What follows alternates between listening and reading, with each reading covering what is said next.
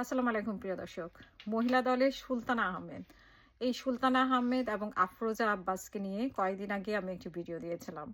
যে তারা এমন একজনকে কেন্দ্রীয় কমিটিতে ঢুকিয়েছে, তার যেই ভিডিও বের হয়েছে সেটা নিয়ে আমি আর কথা বলতে চাই না। সকালে উঠেই ঘুম ভেঙেই যে ভিডিওটা আমি দেখেছি, সেই ভিডিওটা বিশ্বাসযোগ্য এবং সেই মহিলাকে কিভাবে মহিলা দলে, কেন্দ্রীয় মহিলা দলে, থানা মহিলা দল থেকে কেন্দ্রীয় মহিলা দলে তারা ক্ষমতার বলে এবং অনেককে টেক্কা দিয়ে যারা তাদের মানে যোগ্যতা থাকা সত্ত্বেও এবং অনেক সিনিয়রকে টেক্কা দিয়ে সেই নেতাকে ওনারা কেন্দ্রীয় আম, মহিলা দলে ঢুকিয়েছেন এবং সিনিয়র একটি পদে ঢুকিয়েছেন।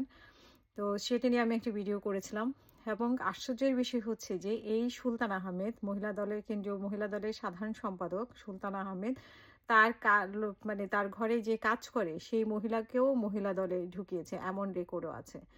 এবং তাদের যারা খুশি করতে পারবে, আম, আব- আফরোজা আব্বাসী এবং এই সুলতানা আহমেদ, এই দুজনকে যারা খুশি করতে পারবে তারাই শুধুমাত্র মহিলা দলে বড় পদ পাবে, এরকমই জানা যায়। এবং তাদেরকে বিভিন্নভাবে খুশি করতে হবে, শুধু তাদেরকে না।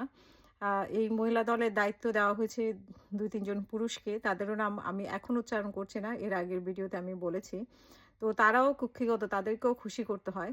তো এটাই যোগ্যতা আসলে কোনো বিষয় না। এবং এখানে মহিলা দলের যোগ্যতা যেমন কোনো বিষয় না, তেমনি তা কারা মাঠের রাজনীতি করেছে, তার কারা পোড় খাওয়ার রাজনীতি, যেসব নারীরা, তাদের কোনো মূল্যায়ন নেই। মূল্যায়ন হচ্ছে যে কারা তাদেরকে আহ, মানে তেল দিতে পারবে, তাদেরকে তোষামত করতে পারবে। এবং যেই পুরুষগুলো আছে, বিশেষ করে আমিনুল হকের কথা শোনা যায় যে সে মহিলা দলের কে নিয়ন্ত্রণ করে। আর এই দুই মহিলার হাতে আফরোজা আব্বাসী এবং হচ্ছে যে সুলতান আহমেদ। এই সুলতান আহমেদের একটা ভিডিও আজকে নিশ্চয়ই দেখেছেন, যে নীলুফার মনি কিভাবে আফরোজা আব্বাসীকে সামনে আনার জন্য রাস্তা করে দিয়েছেন। সেই সাথে আফরোজা আব্বাসীর সাথে সুলতানা আহমেদ সামনে আসার সুযোগ পেয়েছে। সুলতানা আহমেদ সামনে এসে কনই দিয়ে আহ, সেই নীলুফার মনিকেই কিভাবে কনই দিয়ে ধাক্কা দিয়েছে, সেই ভিডিওটা আজকে সোশ্যাল মিডিয়ায় ঘুরতেছে। তো এইভাবেই ধাক্কা দিয়ে দিয়ে ওনারা উপরে আছেন এবং 10 বছর ধরে সেই মহিলা দলের সাধারণ সম্পাদক হয়ে বসে আছে।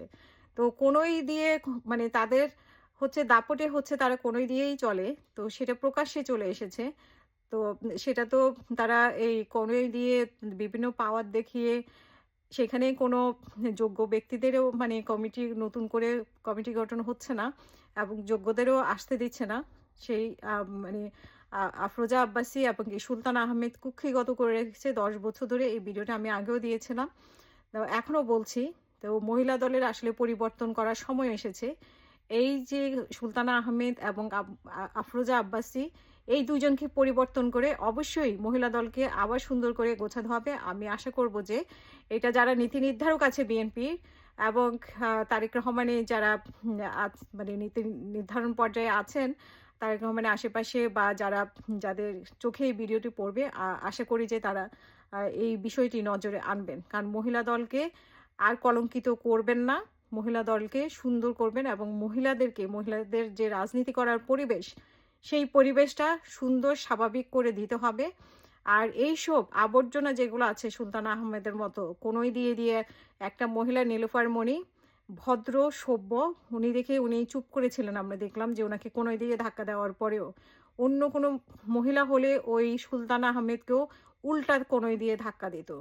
সো এইসব অসভ্য বদমাইশ মহিলাদেরকে, মহিলা দলকে সরিয়ে মহিলা দলকে আবর্জনা মুক্ত করবেন, এটাই আমরা আশা করি। আল্লাহ হাফিজ।